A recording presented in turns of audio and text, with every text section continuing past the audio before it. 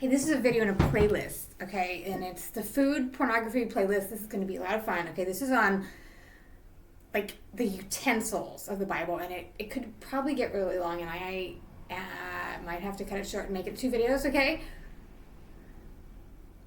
This is going to be fun. Okay, 2 Kings 21:13. I will stretch over Jerusalem the line of Samaria and the plummet of the house of Ahab. And I will wipe Jerusalem as a man wipeth a dish, wiping it and turning it upside down. Exodus, that's the law. Exodus 25:29. Thou shalt make dishes thereof, and spoons thereof, and covers thereof, and bowls thereof to cover withal, of pure gold. Thou shalt make them. Lordy dish is in there. Judges 5:25. He asked for water, and she gave him some milk and brought forth butter in a lordy dish. Hey. I'm making a video. Jeremiah 52:19, and the basins and the fire pans and the bowls and the cauldrons and the candlesticks and the spoons and the cups. That which was of gold in gold, and that which was of silver in silver, took the captain of the guard away.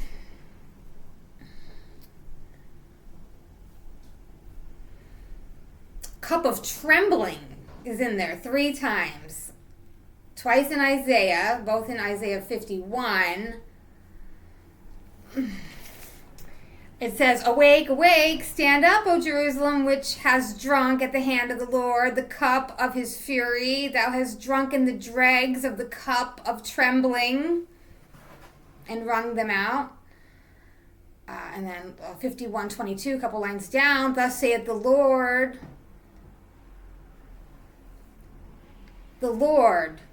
and thy God, that pleadeth the cause of his people. Behold, I have taken out of thy hand the cup of trembling, even the dregs of the cup of my fury. Thou shalt no more drink it again. Zechariah 12:2. Behold, I will make Jerusalem a cup of trembling unto all the people round about, when they shall be in the siege, both against Judah and against Jerusalem. I will make Jerusalem a cup of trembling. Daniel 5:2. Different story, different kitchen utensils here. Belshazzar, while he tasted the wine, commanded to bring the gold and silver vessels which his father Nebuchadnezzar had taken out of the temple, which was in Jerusalem, that the king and his princes and his wives and his concubines might drink out of. Then they brought the golden vessels that were taken out of the temple of the house of God, which was at Jerusalem, and the king and his princes and his wives and concubines drank in them. That's Daniel 5:2 and 5:3. Fire pans and fleshhooks is next. Exodus 38. He made all the vessels of the altar, the pots, the shovels, the basins, the fleshhooks, the fire pans, and the vessels thereof made he of brass. And the fire pans and bowls and such things were as of gold, and silver the captain of the guard took away. And the basins and the fire pans and the bowls and the cauldrons and the candlesticks and the spoons and the cups, which was of gold, and which was of silver, and silver took the captain of the guard away. Exodus 27:3, thou shalt make his pans to receive the ashes, and the shovels, and the basins, and the fleshhooks, and his fire pans, and all the vessels thereof thou shalt make of brass.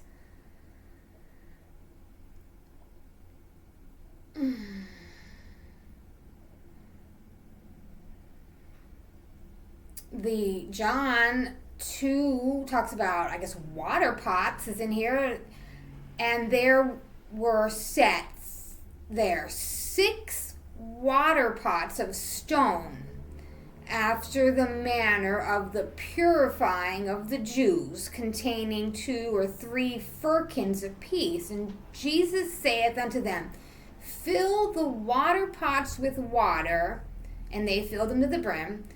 And then he said unto them, draw out now, and bear unto the governor of the feast. And they bear it.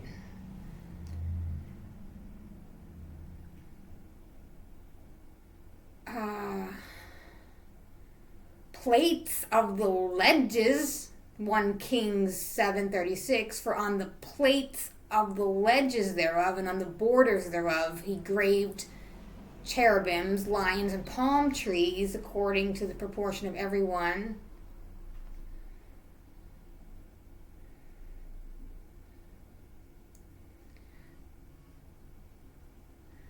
We have plates itself is in there 7 times. Number 1638. The censers of the sinners against their own soul, let them make them broad plates for a covering of the altar, for they offered them before the Lord.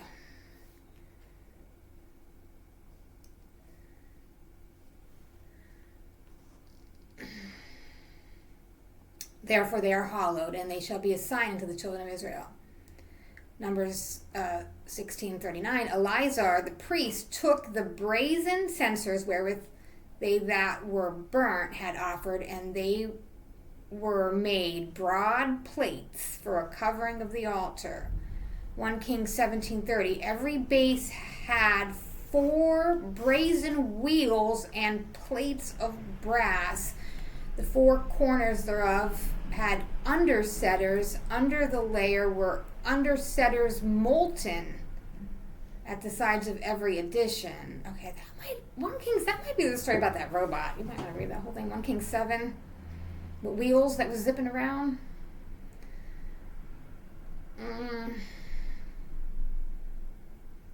Revelations 2:17 wants to remind you about the hidden manna. Baker is in there 11 times, and it was mostly Genesis 40.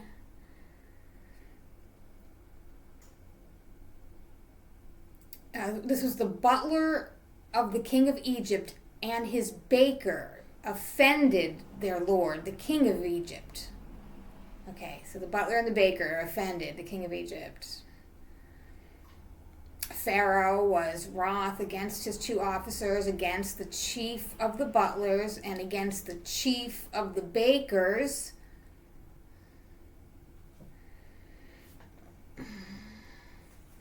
Probably read you the whole thing.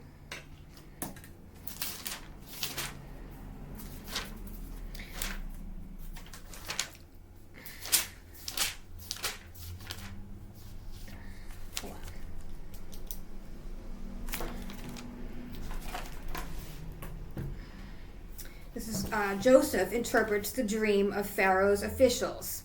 It happened sometime later that the king of Egypt's cupbearer and his baker offended their master, the king of Egypt, and Pharaoh was angry with his 2 officials, the chief cupbearer and the chief baker, and put them under arrest in the house of the commander of the guard in the gallows, where Joseph was a prisoner.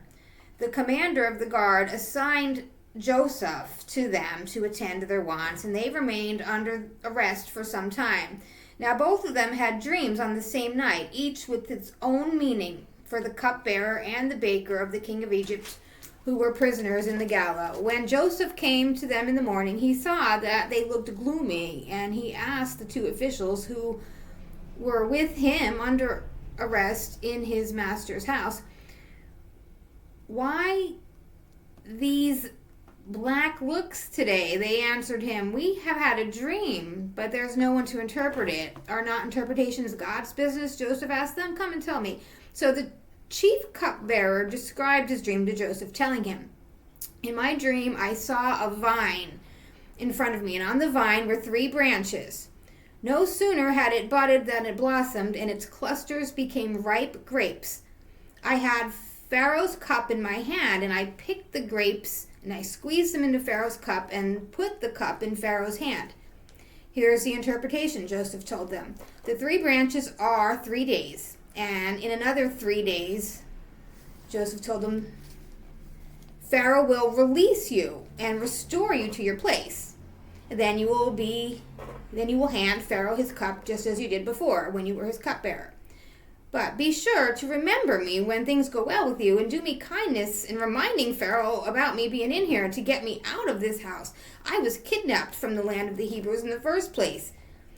And even here I have done nothing to warrant imprisonment.